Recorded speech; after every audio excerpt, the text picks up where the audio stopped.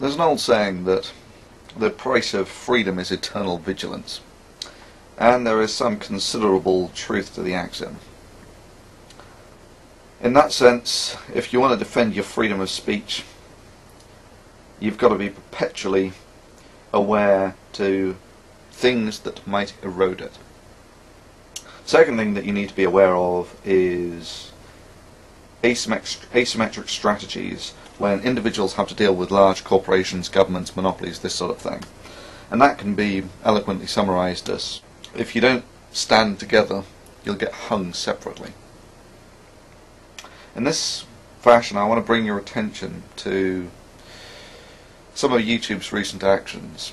A while ago I instigated a protest against YouTube called YouTube versus the Users. There were 3 parts, part 1, part 2, part 3. All of them had tens of thousands of hits on them.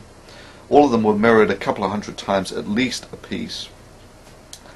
And if you now type YouTube versus the Users into a search engine, I find nothing on any of the videos at all, despite the tens of thousands of hits, despite the hundreds of mirrors. Right? And I've been in contact with people around the world. Some of them find something, others find nothing. And I find that exceptionally disturbing. Firstly, and it's almost a direct Orwellian rewrite of history. That's pretty distasteful stuff. Secondly, it shows an intent on the part of YouTube that they are willing to manipulate the system to their benefit. Now, many of you will say, well, where's the problem? They're a company, they can do whatever the hell they want. If you don't want to use it, don't use it. No. Influence without accountability is the root of corruption. And you don't have to think long or hard to realize that YouTube essentially has a monopoly on the viral video market, to the point where it would almost be unthinkable that a presidential candidate or a president would start up a video account anywhere else. And let me paint this scenario that whichever presidential candidate says that will give YouTube the most latitude for freedom is the one that YouTube algorithmically promotes or demotes the other guy. You can see that influence without accountability is the root of corruption, and YouTube has demonstrated that it is willing to manipulate the system to its own advantage. So that's, I see, as a fairly disturbing development. The second is the beta channels. If you get to your beta channel, you'll probably have got this message saying that YouTube has done this to make it more interesting to watch and fun to customize. And doesn't that sound great? Well, that's obviously bullshit. In that the beta channels have been almost universally unpopular, to the point where when YouTube tried to introduce them a few months back, the backlash essentially forced them to delay the introduction of the beta channels by 2 months, and now they've done it on a rolling schedule to not generate so much of a backlash.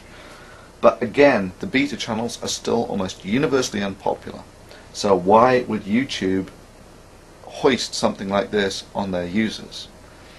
And in interpreting YouTube's actions, I make the assumptions that they've got a lot of smart people working for them. And even though they're losing money today, this is actually part of a plan to make money tomorrow. And I see these beta channels as part of that.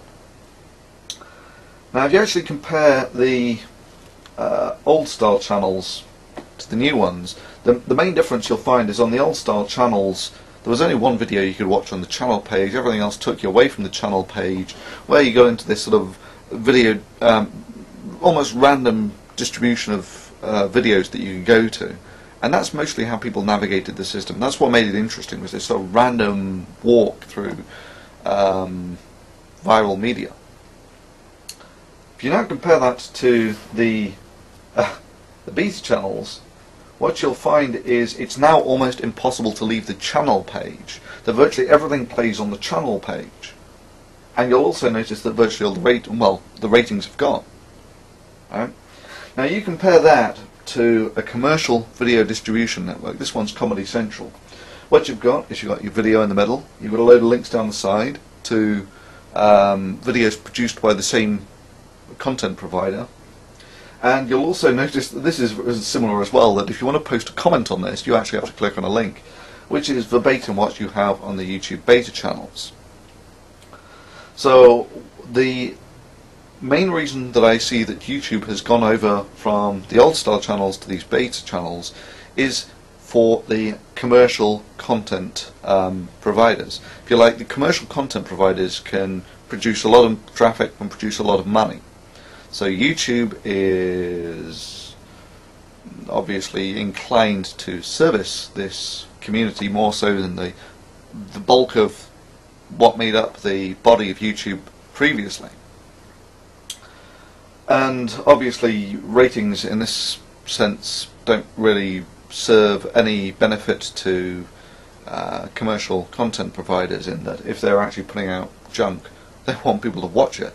They don't want people to actually see the star rating and know that it's junk and not watch it from there. They want people to watch it irrespective of whether it's junk or not.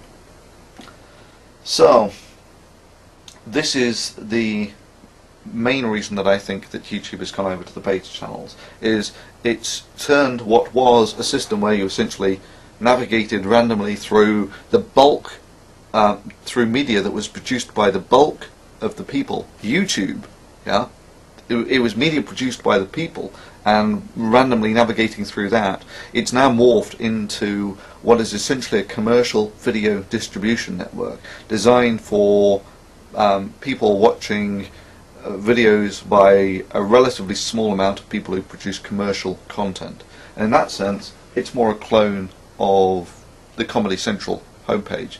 And in this sense, a great irony is fulfilled in that initially it was seen that YouTube was the good guys fighting off Viacom, and now YouTube is essentially turned their system into what Comedy Central is. So now, is any of that really a problem? YouTube's a corporation, it can do whatever it wants, right? Well, yes, it can. However, it does so at the cost of its corporate image, and they put a lot of money into things like corporate image. People like Google, you know, with their motto, "Don't be evil." You know, just like Fox News is fair and balanced. Slogan doesn't mean everything, but it's very difficult to reconcile a motto like "Don't be evil" and this sort of action. This is, I would see this as almost an abuse of monopoly, in that, you know, people say YouTube's losing lots of money at the moment. You know, they're losing money hand over fist. No, not really.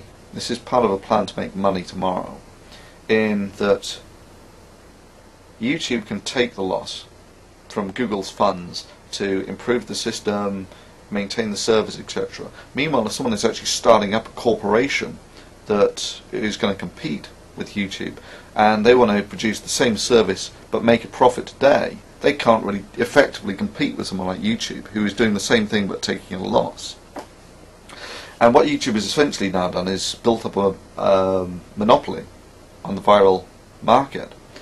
So it's now almost unthinkable that if a presidential candidate was going to start up a video channel, they would do it anywhere else other than YouTube. And this brings us all back to influence without accountability.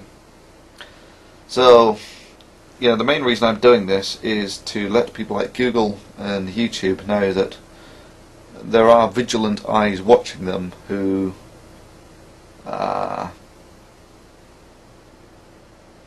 recognize the virtues of free speech in our society and what you have to do to defend it.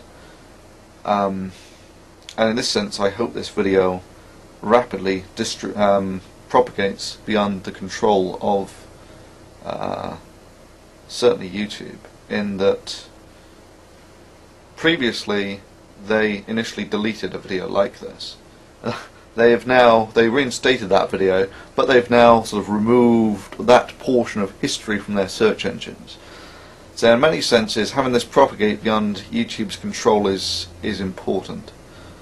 And secondly, this is like what we as users can do to generate influence in YouTube. It forces them to make it a fairer and more open forum in order to maintain their corporate image. The second thing is this will hopefully gain the attention of some politicians who will realise that